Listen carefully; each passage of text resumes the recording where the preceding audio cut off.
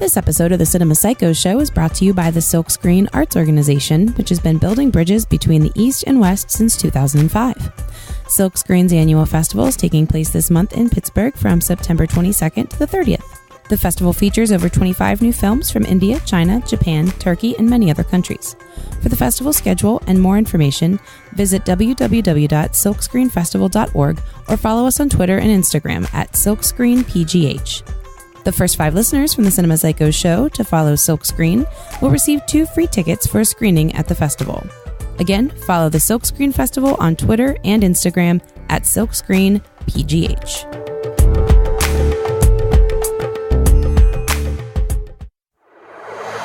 Oh, goody, goody, here it comes. Welcome to the Cinema Psycho Show. You are interested in the unknown, the mysterious, the unexplainable. That is why you are here. Oh, my God, don't stop now! With your hosts, Brian, John, and Elaine. Welcome to the Cinema Psycho Show, the madhouse for film freaks and film fans of all types. I'm your host, Brian Connaughton, joined by my fellow co-hosts and filmmakers, John and Elaine Woolscroft. You two are looking especially beautiful today. Thank goodness, thank you for noticing. Why are you saying that? Well, Elaine, it would help if you smiled a little bit more. Or maybe something a little more revealing. It would be nice if you kissed my ass just a little bit more. You should wear revealing clothes like Brian. Yeah, because I'm just, got my jugs hanging out right now. It's the ball cleavage that makes me uncomfortable. Speaking of ball cleavage, speaking of testicles and dicks, we've got awesome... We're starting hot. Starting hot. We're on episode 113, and we have a special interview lined up for today. It's really cool. We have... Ron Jeremy. No. Oh, you said dicks and balls. I'm getting to that. We have Doug Field and Susan Benson, who are FX makeup artists and prop fabricators who have worked on a number of big budget films, including Transformers Extinction. They've worked on Fear the Walking Dead and Machete. They've done a lot of stuff with Troublemaker Studios. And most importantly, as it relates to us, Doug was the special effects supervisor behind the awesome effects in the movie Teeth. Burr, burr, burr. So he was the man who had grinding my teeth. Who had to basically create all the penises and the gore and blood and all that fun stuff for that movie, and we have an awesome interview lined up for you. So before we get to that, though, John, we have your favorite time of the year, besides Halloween. That's the summer blockbuster numbers, right? And see what failed. What failed. So, yeah, we, back in May, Lane, I don't think you were with us on that episode. I think you were off studying the silverback gorillas in the Belgian Congo. Oh, yeah, that's right. I was in the Congo, it's true.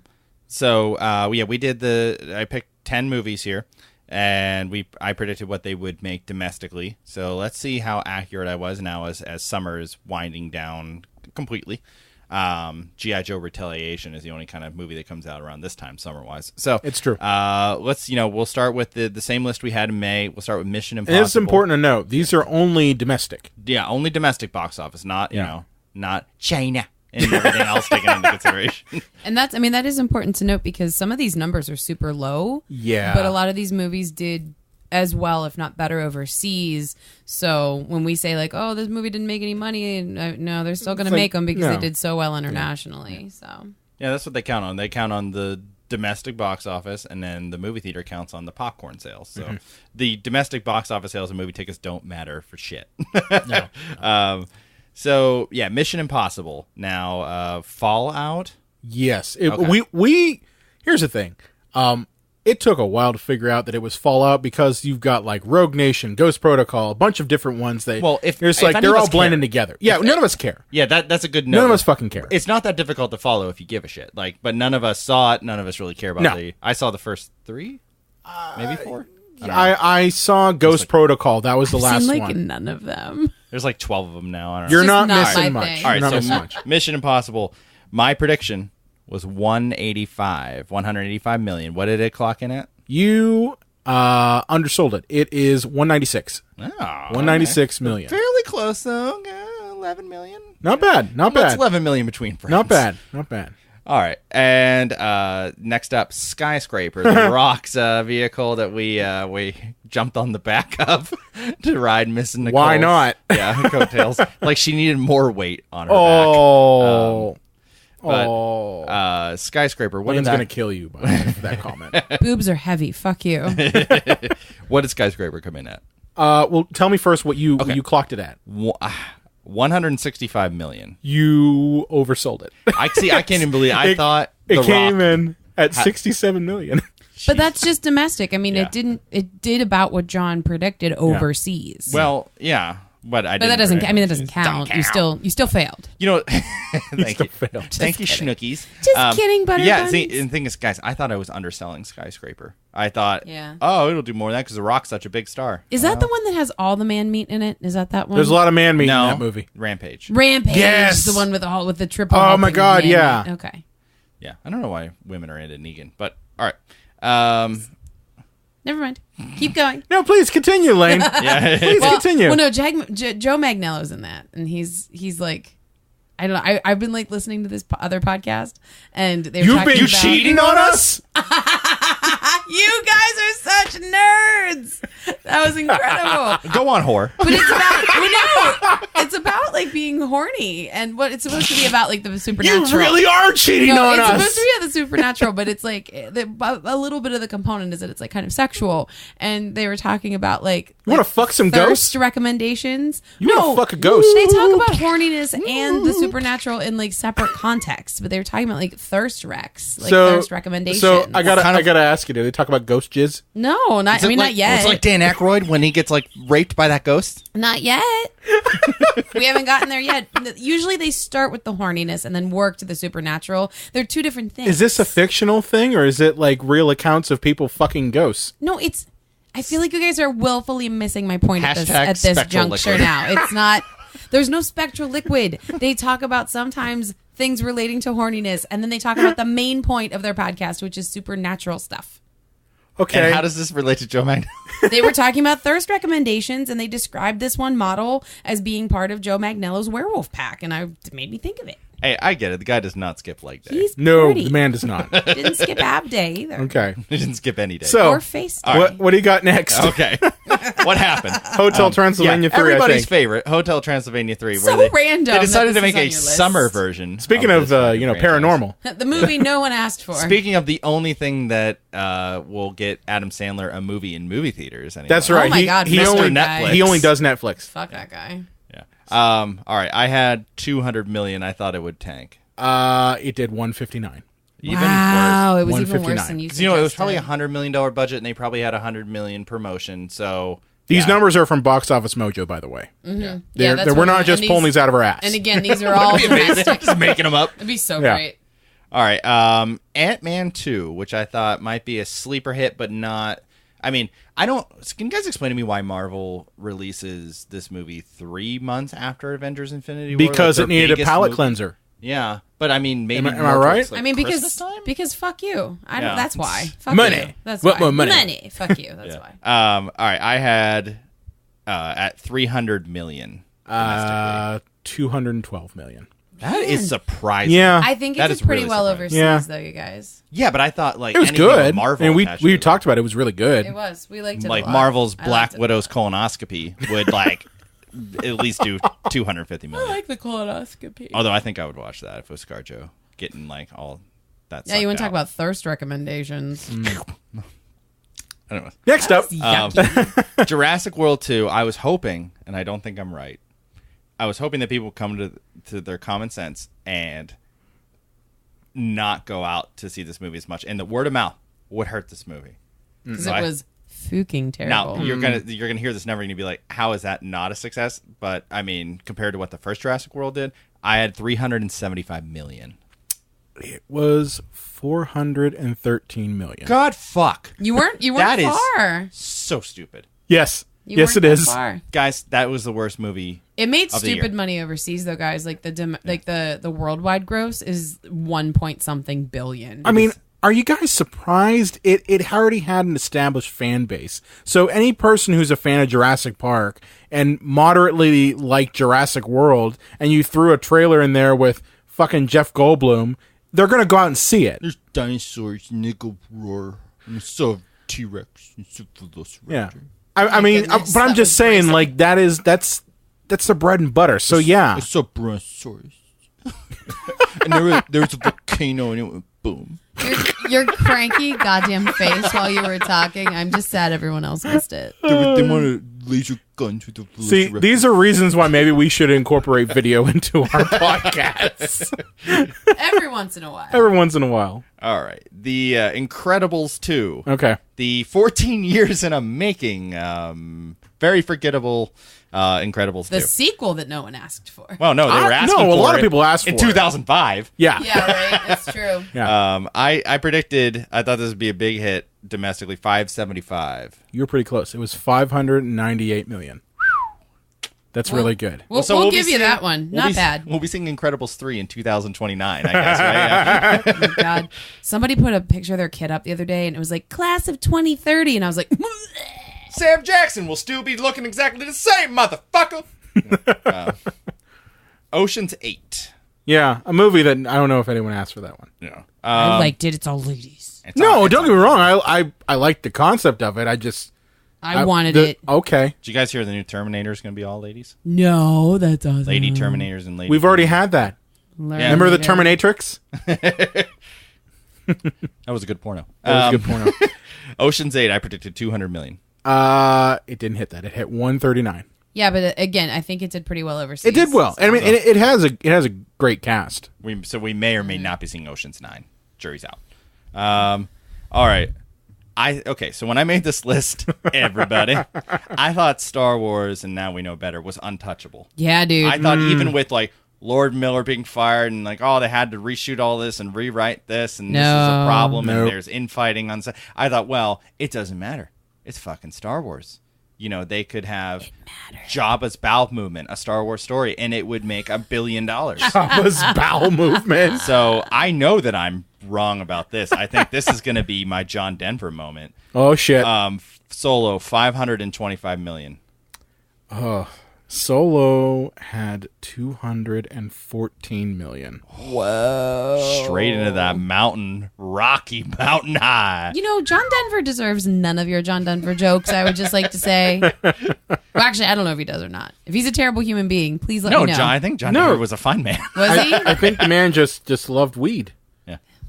And apparently, Did he love respect weed? that. Like, I respect that. Wasn't that his whole think, thing? I think John Denver said it best when he said, I'll just put it on autopilot and go take a nap. Oh, come on. So maybe he didn't deserve any of that, and maybe you're terrible. You burn in hell. Maybe not. Yeah. All right. Deadpool the Deuce. Now, Deadpool does not have all that Disney stuff behind it. So Right. And two it's being niche, R. It's R. So I thought 385. You're again pretty close. 318. 318. Yeah, that's not bad. I mean, Not bad. considering Not R, bad. I mean, this is why people don't make their movie R, because a lot of people can't see it. Yeah. All right. Avengers Infinite Money. Whoa. Part 1. Yeah. Infinite Money Part 1. I don't know. I'm not exactly sure what I was thinking here because I think only 3 movies have made over 700 million domestically in the history of film. But I predicted 785 million. Oh shit. You were pretty. You were off by about 100. It was 679 million. So that's actually not too terrible. That's not too terrible. That's all things considered. all things considered. That's not too terrible. I'm surprised. You know, I think everybody predicted that Avengers Infinity War would get to the top of the box office, but I don't think it's even cracked the top 5 yet. No, I don't think so. Yeah. Jurassic World has. Furious 7 is in the top 10 highest grossing films of all time. Yeah. But yeah, so Remember when movies like Batman were in there? Remember Yeah. that? Titanic? well, Titanic's still the Is it still there? no, it's second to Avatar. So James Cameron's like, suck both my balls, the blue one and the sinking one. Speaking of balls. Speaking of balls. Oh, I just transitioned you. Okay, so we're going to jump over to our featured interview with Doug Field and Susan Benson of Bloody Field Effects. Do you like the solar system? Yeah, it's quite cool, planets and stuff. And now with our featured interview, we have professional FX artists and prop fabricators, Doug Field and Susan Benson.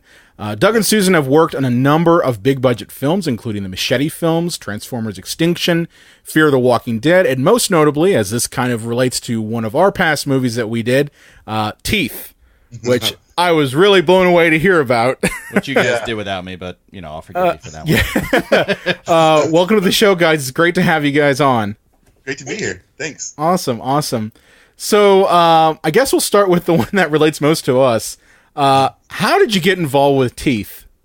Well, so what happened was a good buddy of mine. I did that movie The Alamo, and I met this friend of mine who he was going to be the prop master on the film, and he came to me and said that there's going to be this movie, and it's going to be about severed penises and stuff.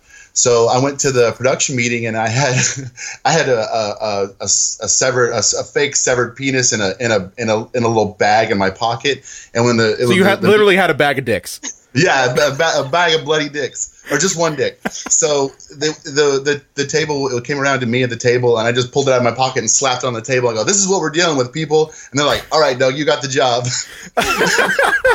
I imagine that's the only thing you and Lorena Bobbitt have in common. I'm not sure. It was a lot of fun. That was my baby. That was my first movie to do to actually be the head of the to have a say of what the effects should look like and what the blood and guts should look like and stuff like that. And it was a lot of fun. Like Mitchell Lichtenstein, he was the director and wrote and directed it. He had a real specific vision for what they should look like, and it was a lot of fun working with him. He was really cool. Like he had a condo here in Austin.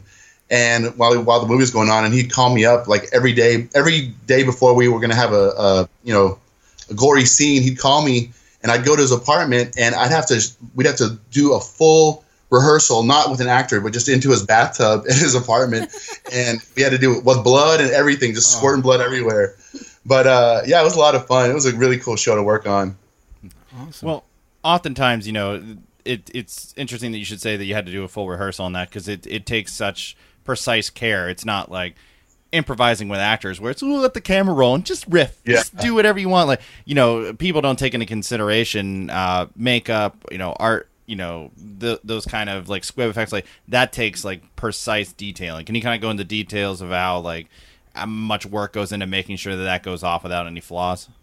Yeah, that was a lot of stuff, because we not only were dealing with fluids, which is the definition of chaos. Fluids will always go where you don't expect them to. But I think that's with a lot of things. Oh my. Yeah. A lot of things, fluids will go everywhere. Yeah, fluids go everywhere. And the thing was that each one of the victims, he's fully naked. So I mean, I had a goal was not to see any real penises for the duration of the film. So what we would do is I had this thing called a dance belt, which I'd go to a ballet supply store, and they make these little kind of special flesh colored jock straps so that male ballet dancers don't have big old bulges all the time.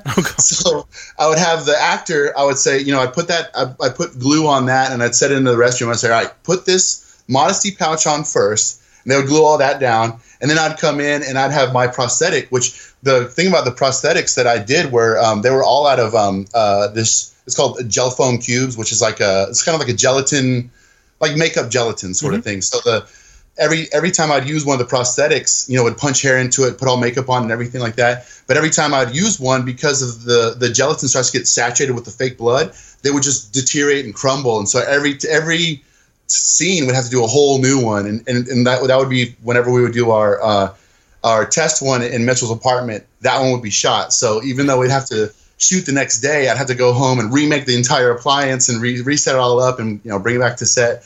But it was a lot of fun. Like there was a part when we were shooting, and at the very beginning when the two kids in the pool. Yeah.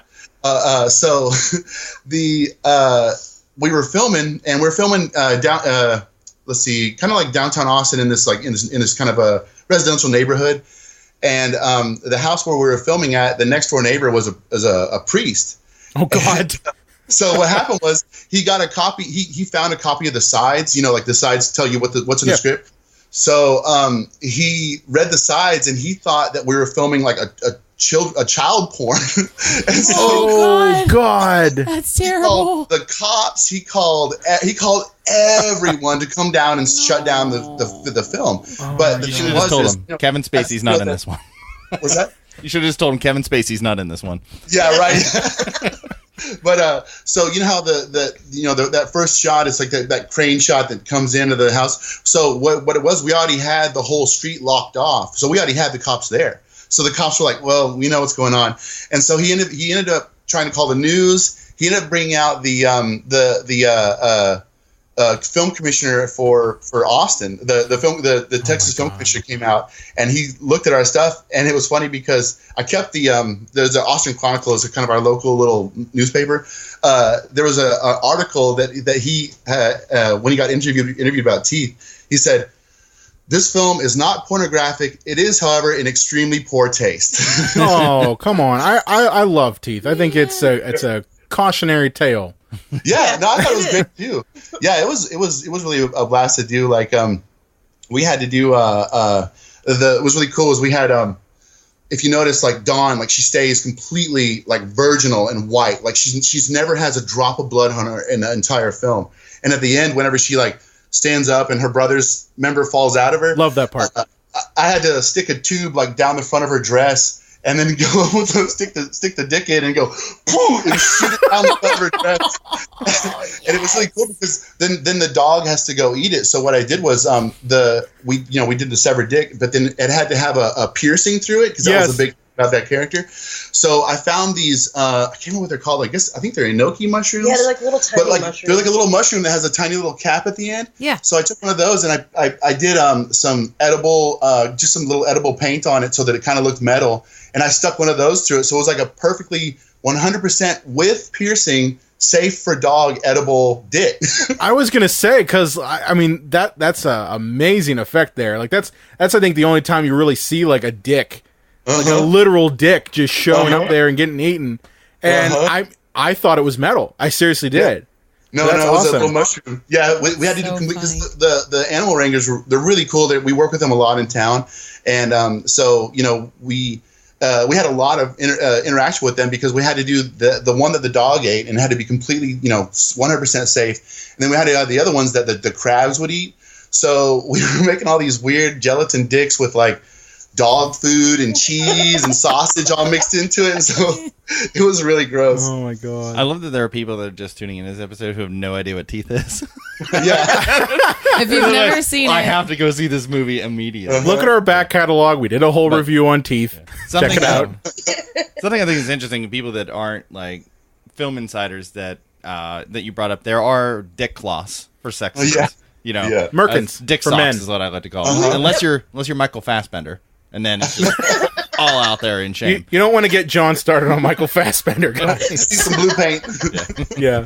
But yeah, I was curious here because you guys have credits in makeup department, art department, special effects. Now, art department is not something that gets talked about a lot in film. Can you kind of explain exactly what being a part of the art department really entails? Well, I'm sorry. I'm talking too much. Well, it usually entails like working a lot with the production designers that are overlooking the whole like outlook of the film and everything and how that all looks as far as like with costume and everything. But we're usually working closely with the prop master. And yeah, that's mostly what we've been doing lately is we haven't really been doing so much effects makeup stuff. We've sort of pivoted into more like prop fabrication. And mostly what that is it's us working with like the prop master, production designer, or even like the stunt coordinator. Because what we do a lot is we'll take especially for like Fear, is we'll take some knife and then we'll make that into a rubber knife, and then we'll do either like, all right, we need this much of the blade to be soft, this much of the blade to be gone because it'll be replaced with a CG blade. So it's mostly us. It's mostly for us. That's what it's been a lot lately is making props, which we love it. We love being dirty little shop rats and molding stuff and messing with plastics and rubbers and stuff. That's our heaven. Yeah. That's interesting because I remember watching like behind the scenes in The Walking Dead, and I think it was Norman Reedus and had like an AK, and he goes to like tuck and roll in the grass, and for that shot they have just a rubber version of that gun so he doesn't jam it into his chest or is that kind of thing? Is that what you're? Yeah. That and also just everything because for a lot of when the walkers get killed, there'll be like a knife that just has no handle, and that's what they stick into the head, or they do that kind of stuff, and like we did a lot of that for Alita. Was really cool because what Alita was we would do a lot of they would design the prop, and then either Troublemaker or Lightstorm would 3D print it, and then they would give us the 3D printed pieces, and we would take each of those 3D printed pieces, clean them all up, make them look pretty, mold them, and then cast them to be used as like real weapons. You know what I mean? To be used as like a real stunt safe weapon. Well, and the fact is just that movie alone had a lot of practical prop weapons and stuff instead of it just being gray CG silhouettes that are just in place for them to CG in later. Yeah, we had that was the thing was we did a lot of stuff with Weta where Weta would come around and like film and take photos of each of our individual props and stuff like that so that they could scan it digitally render whatever else in post. But we work a lot at Troublemaker doing a lot of prop fab and stuff, and the thing with them is they're one of the few, if not the last, in-house prop fabrication and studio, meaning that you can go in through the front door, go through art department, see storyboards, see everything that's coming down the line, and then go through another set of doors and come out into the shop where we are and actually see it being made. Because usually nowadays, like with a lot of movies, like there's a lot of stuff in Atlanta going on. Like nothing's really filmed all that much in Hollywood. It's kind of more where actors live and reside. That's what we get too in Pittsburgh. We get a lot of shows that come through here, and they're bringing LA people or they're bringing you guys, and which is fine. I mean, we like that. Yeah. Yeah, we did a medical drama up in Philadelphia a few years ago. It was a lot of fun. Back in like 2012. And for NBC, it was just really rad show called Do No Harm. And we did all the brain surgeries. It was really fun. We were doing all these little intricate, extreme close-up little brain surgeries, and we were working with real neurosurgeons and stuff. And is this what dark matter looks like? Oh, okay, all right. Yeah, it's going to be critical of somebody that's using in the ER all day long. Yeah, that's a fun part of it is trying to get as real and as like accurate as possible. Yeah, we became full big professionals. We became big medical nerds. Awesome. Well, let me ask you just one question here, and this is kind of rewinding back. How did you guys get involved with this sort of thing? With movie stuff? Yeah, just movie stuff. Because I think the thing is like for us, I mean, myself, John, Elaine, we're indie people. We really have never done anything, major like you guys. Did you guys start off at that level, and how did you get into the majors?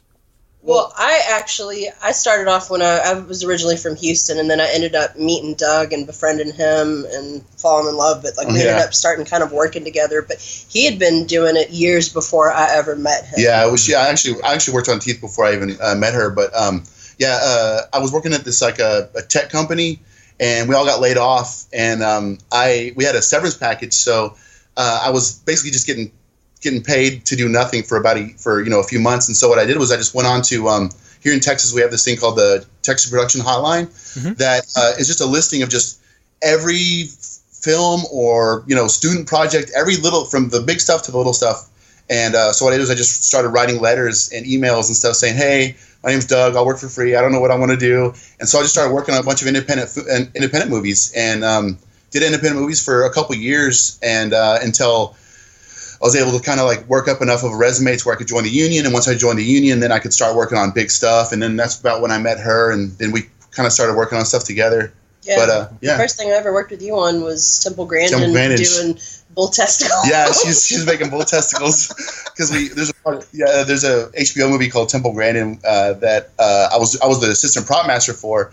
And there was a scene where she's getting bullied by these people, these cowboys working at a slaughter yard or a feedlot. Yeah. And so they pour a bucket of bull testicles over her window truck. And so me and her had just started dating, and like I was the assistant prop master, so I'm already on set doing all the the bull crap stuff with here's your folder, here's your camera. But then like I came home. I had my boss was like, "Hey, if you make the bull testicles, I'll pay you an extra $300." I was like, "All right, PlayStation 2."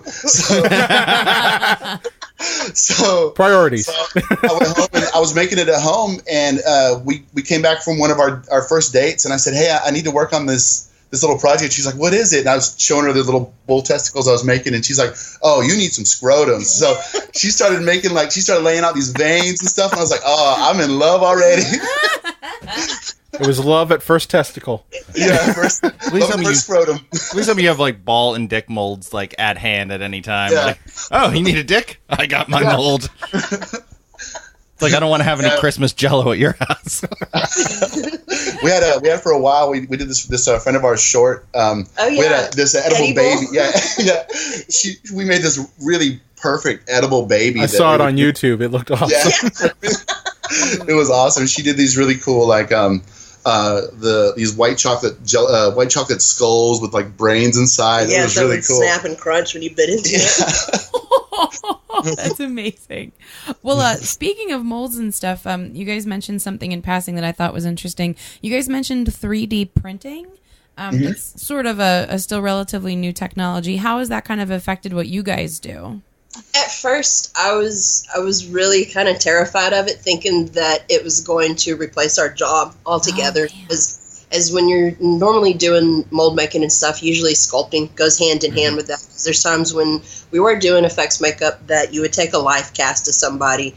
That first life cast is usually a throwaway because you got to clean up their eyes. If somebody's in a state of panic when they're getting shot at or whatever, they're not going to look like how they're sleeping whenever they get molded with their eyes closed. So you go in and you resculpt that, and then you have to do a second mold. So when we first heard about 3D printing, it's a little expensive, but yeah, we were thinking that it was going to replace us altogether, but more so it kind of replaces a sculptor. Yeah. But you still have to have a human touch to clean it up, refine it, mold it, recast it again, and sometimes you have to clean up that recast of what you did. So it's like once we started working with it, we realized that it's a really awesome tool that can still be utilized, but I mean there's still some things that have to be right out just fabbed from scratch versus like 3D printing. And there was a company that we were working for doing museum stuff actually for the Houston Museum of Arts that we kind of ran a race with the 3D printers. It was a John Henry versus the steam engine race. Yes. That's awesome.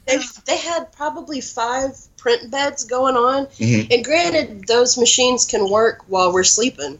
But if somebody's not there to monitor it and the print goes wrong, then it's a ruined print time and all that time's lost. And it's expensive too. And so we were able to run circles around them just casting these little houses that they have. Like we were able to get 150 a day while they were maybe able to get like 10 out a day off of 5 print beds that would not fail constantly, but it's a machine, so it's temperamental, especially here in Texas when things are hot, and if you don't keep that room cool, the robots aren't happy.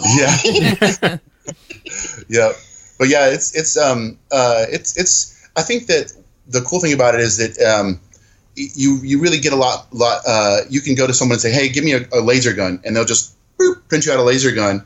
And then, it doesn't really affect us because whenever we get brought in, what they're asking for us to do is to give us 50 laser guns. Right. So we go in and we're gonna have to mold, fix it up and clean it up and make it nice anyway. But I would estimate that as the printing technology gets better and better and better, then who knows what will happen. Yeah. Maybe we'll have to learn the computers. Well, I think it's kind of almost the same sort of thing that I know visual effects artists felt when, and you guys could probably relate to this, when CGI kind of became the big thing. And for a time it was, well, we don't need to spend the money on having animatronics built, or we don't need to spend the money on having prosthetics made, is because I can just, slap it on the face and post.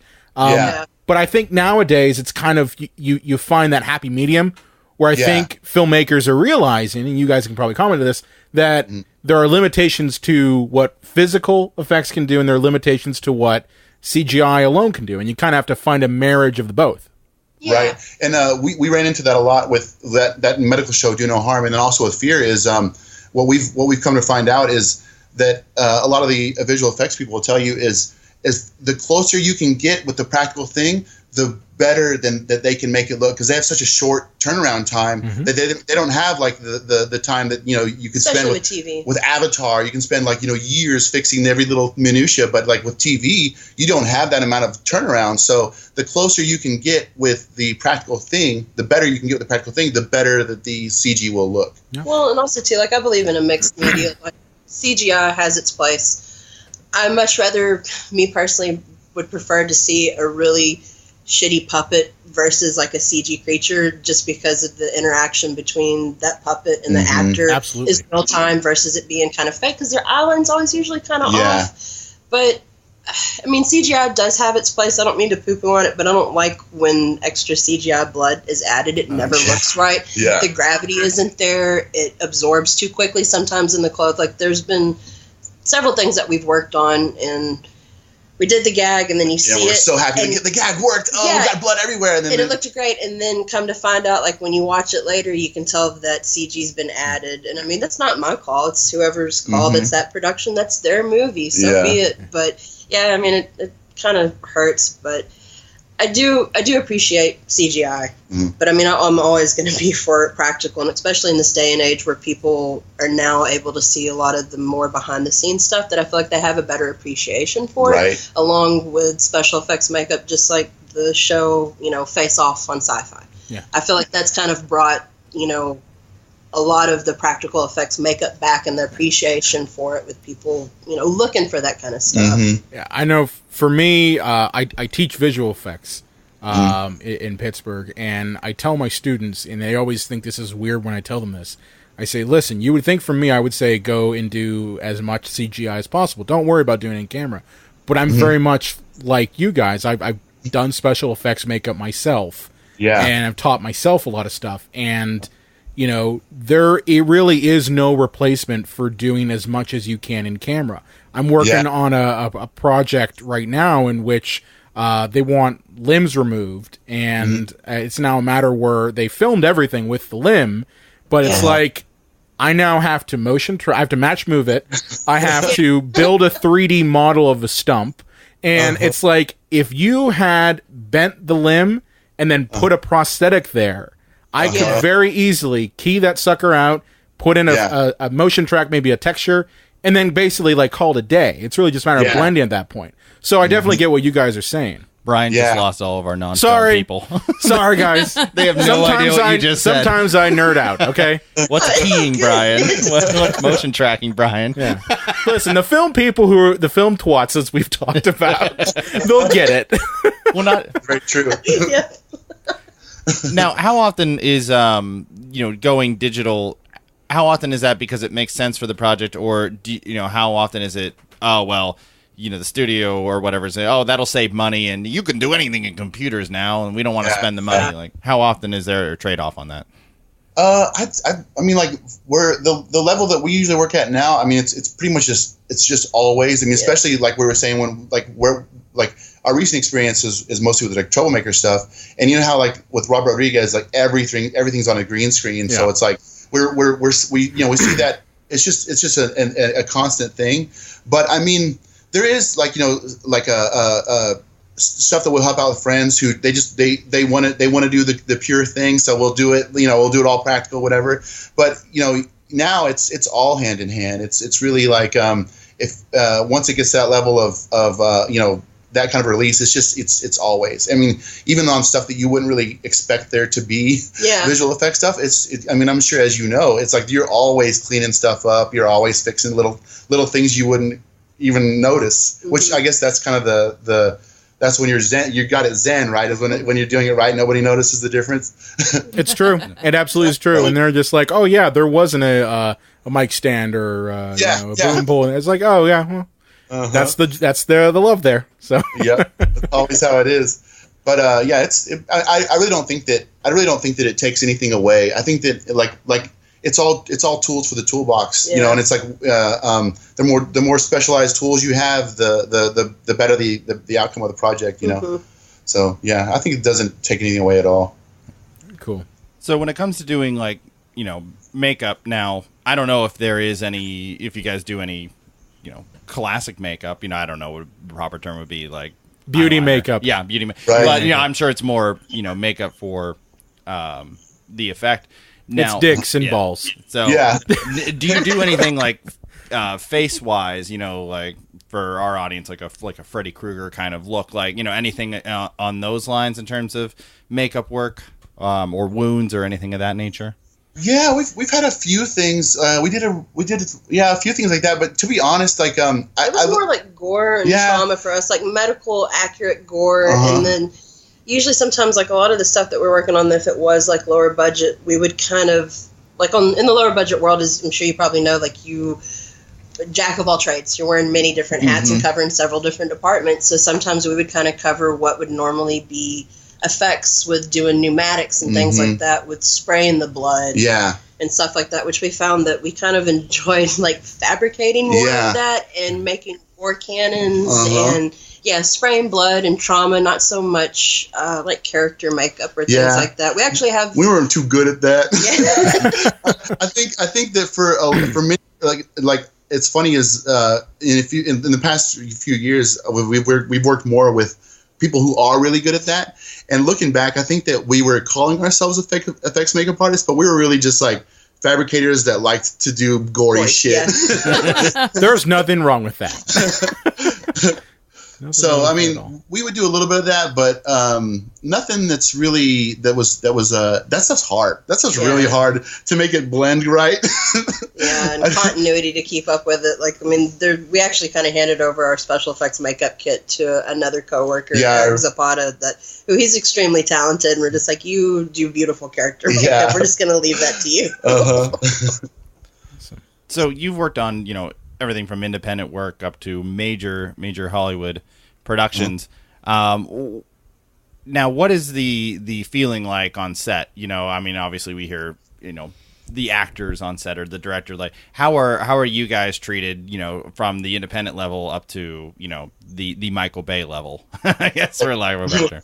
Well, it's now, since like even on the kind of the like, I think that, like, as effects makeup kind of people, you're always kind of like rock star, like, oh look, those crazy blood squirting people. Blah, blah, blah. So people, they're always really excited to see you, except whenever your gag, if your gag is not going over well, and people have to sit there and wait and watch you put up plastic on the walls, then they get a little tired of you. But for the most part, like people are pretty excited to see us because we spray a lot of blood around and stuff like that, but people always want to nerd out. People always want to nerd out, and nowadays, since we're doing more of the prop fab, we don't go to set much. But whenever we do go to set, we're bringing something weird and crazy. Like when we just did for Fear, one of the only times we went out to set was we brought this big dead horse that we did for one of the recent episodes. That's amazing. And so it was a lot of fun because,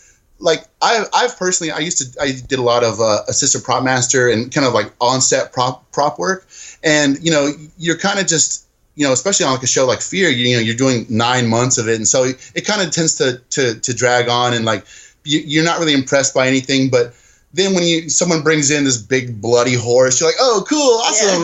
Yeah. It's something fun. Oh, let me take a picture with it. Like, people get into it. And the thing about it is us, we're big nerds. We're big, like, we're just smiling and laughing and just happy about our stuff. So people are always happy to see us, more for our attitude, I think, than for the actual stuff that we make. Kids. Awesome. Yeah, we're still kids, man. We get into it and we just have fun with it. Because, I mean, how can you not? We're not curing cancer. We're making silly stuff. Yeah. If you try to get too serious with it, then just game over. On especially your IMDb, Doug, you mentioned that you worked on Transformers Extinction, which I just want to make clear, I don't think that Michael Bay is the big leagues or anything. I was mentioning Transformers earlier, and I said independent to Michael Bay.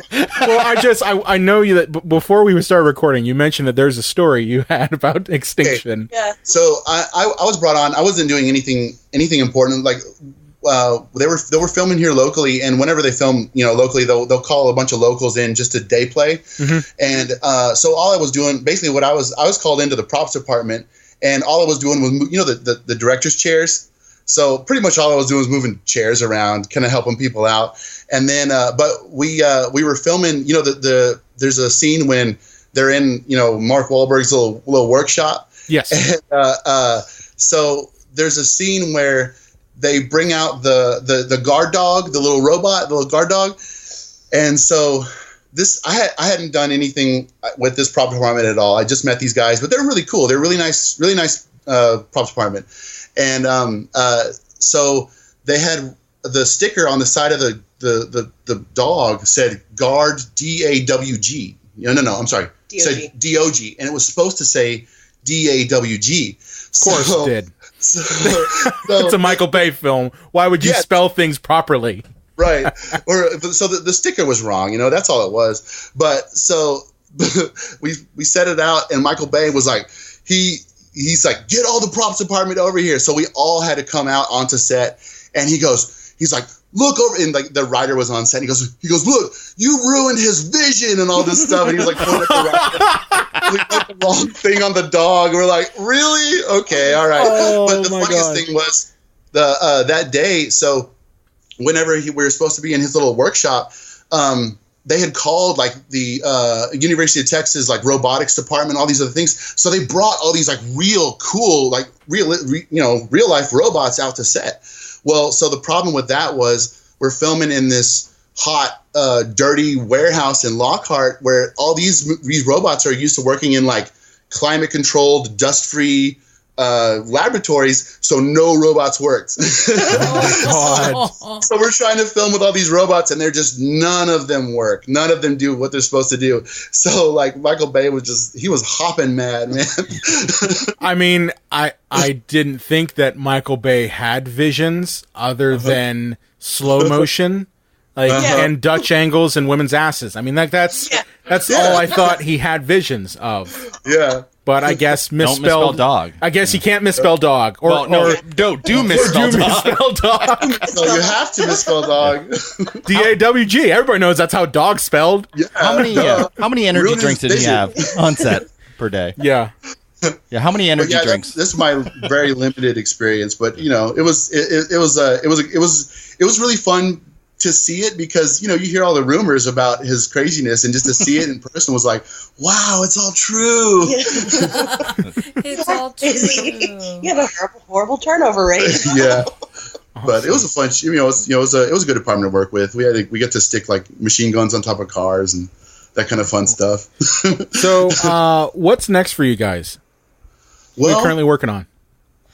Right now we're in between, like we've just gotten off season 4 of Fear the Walking Dead, like right at the end of June. Yeah. Into July, and right now we're just kind of on hiatus. Yeah. We've been hearing rumors about either going back to the next season of Fear, or there might be some other stuff starting up that, you know, we can't really talk about. No, I get it. But we got a few things on the horizon, but other than that, we're just sort of just taking downtime because Fear went on for 9 months. Yeah, it was which is a long time for a TV show. Yeah. But it's fun. I mean, now we're kind of just collecting ourselves. We got a few like little projects we're working on here, but nothing too crazy. How sworn to secrecy do they make you on, like, you know, Fear the Walking Dead and things like that? You know, that make sure that no leaks come out from when a character dies or something, or whatever the situation.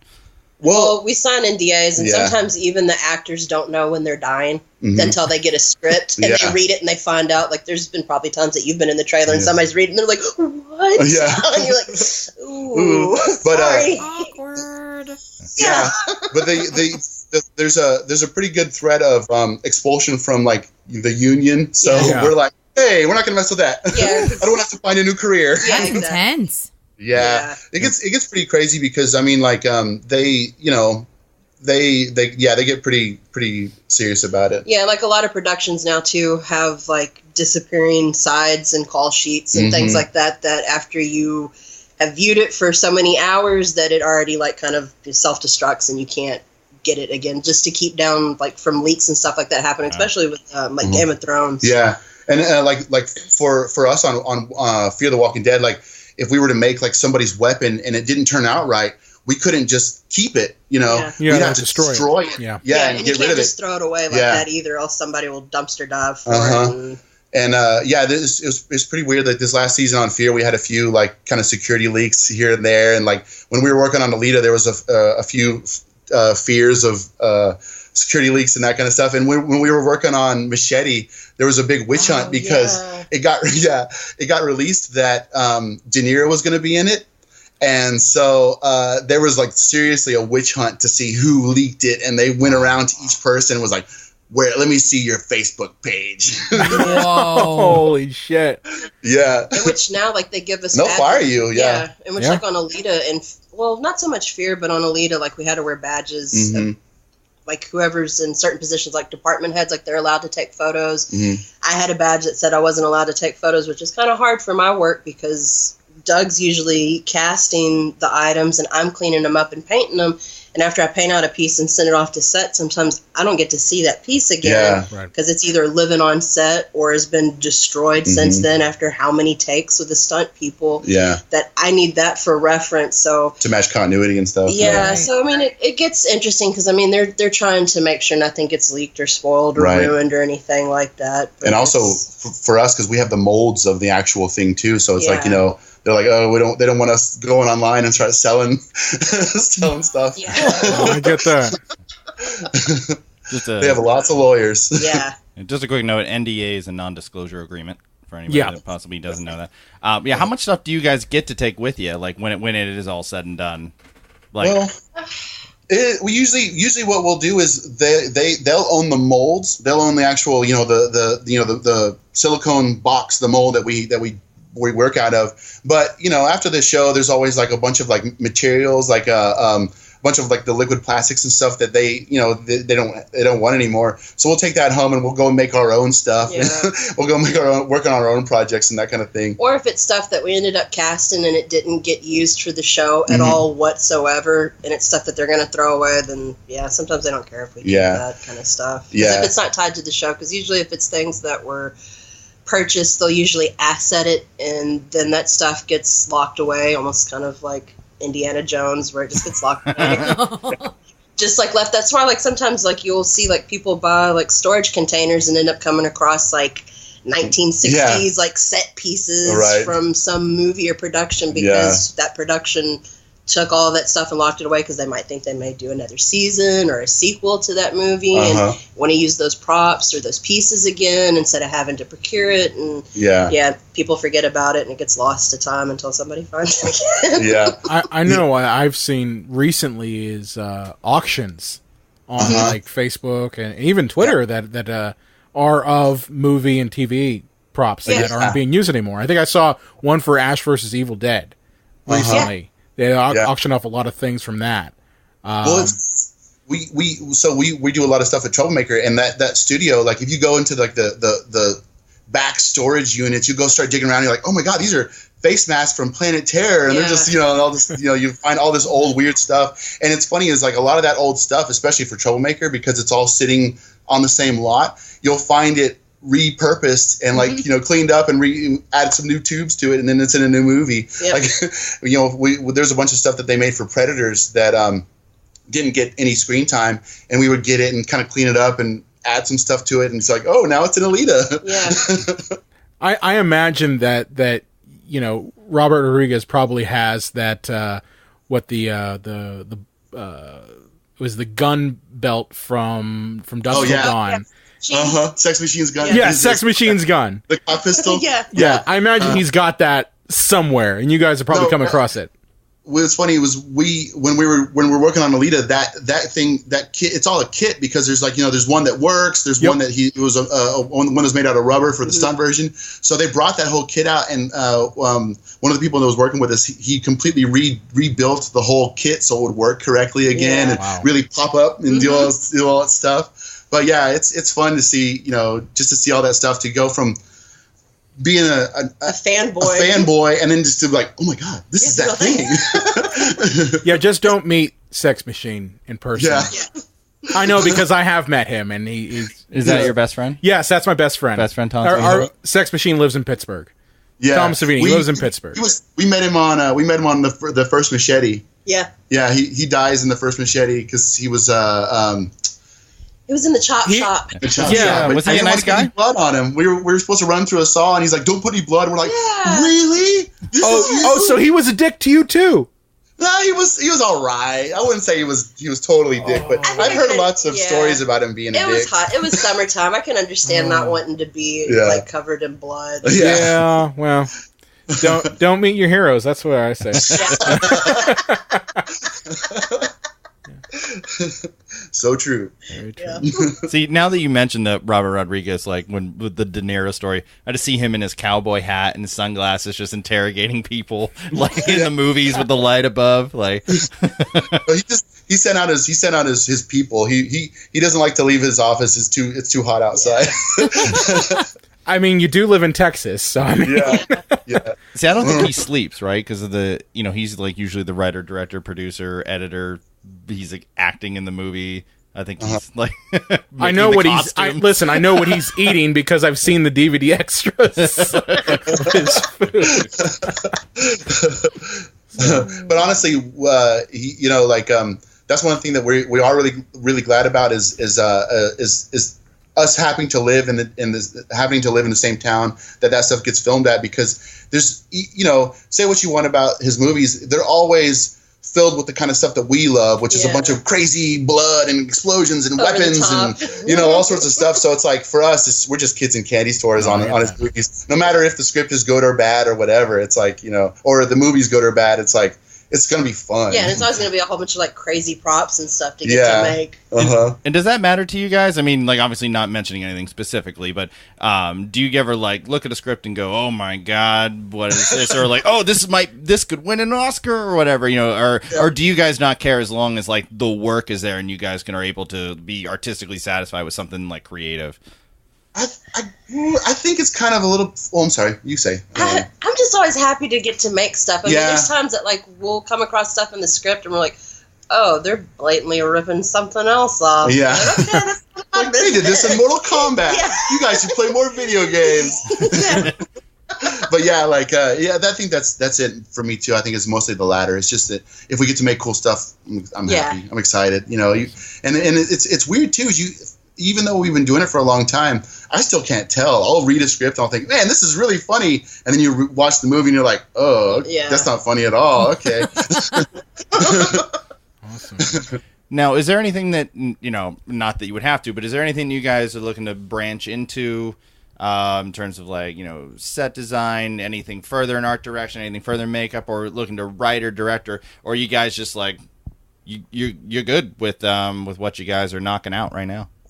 Honestly, I mean, I'm happy with what we're doing. I mean, other than possibly doing our own business of doing prop fab stuff, because there's many a times that people will come to us and they're like, "Hey, do you by chance have like a rubber axe or something that we can use for our little independent that we're doing?" And we're always down for helping all our friends, because majority of like the people that we work with, they're always having some kind of side project that we're working on in between productions. So I mean, we're always willing to invest in those people because it always pays off later on down the road. And we'd like to do we like doing cosplay kind of stuff. That kind of stuff is if we could do more things like that where we're selling rubber swords to people for them to go and dress up themselves. I mean, like if we could just as long as we're in the shop making stuff, we're happy. Very cool. It's very cool. Okay, so where can people find more information about you guys? And let's say they're in the area and they want to use you guys for their film. What's you guys' contact info? I really don't have one. We need to set up one. We get that question a lot. Our email, bloodyfield@gmail.com. That's the best way. Okay, cool. And you guys take orders from everyone, right? Like not just the big studios. Or oh yeah, big and small. So if I send you my address, you'll send me a severed penis. We'll haggle some prices later. Best Christmas ever. Just a white one. We'll keep the price down. Yeah, Teeth was like. So one more thing I'm sorry about Teeth was what's really cool about it was my first time to do that stuff and then to see it on the big screen, because it was the first movie that I worked on that was actually going to have a theatrical release. So what I used to do is I would after the movie came out, I would buy a ticket and go sit in the very front row, and then just turn around in my seat and like watch the audience for whenever there was going to be a gore scene, and just like, oh yes, feed my ego.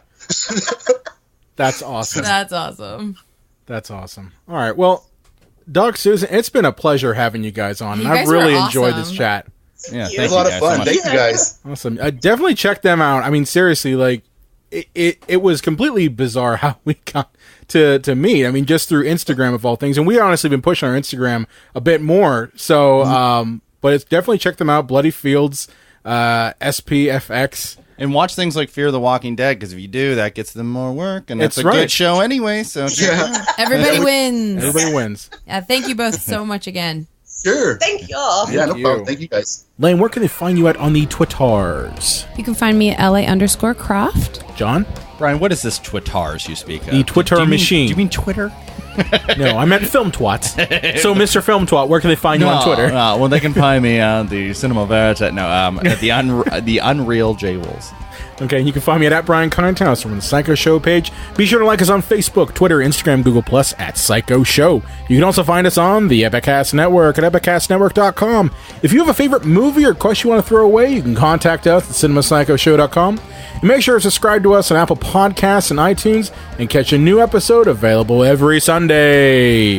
You guys keep on pushing my love over the borderline. Epicast.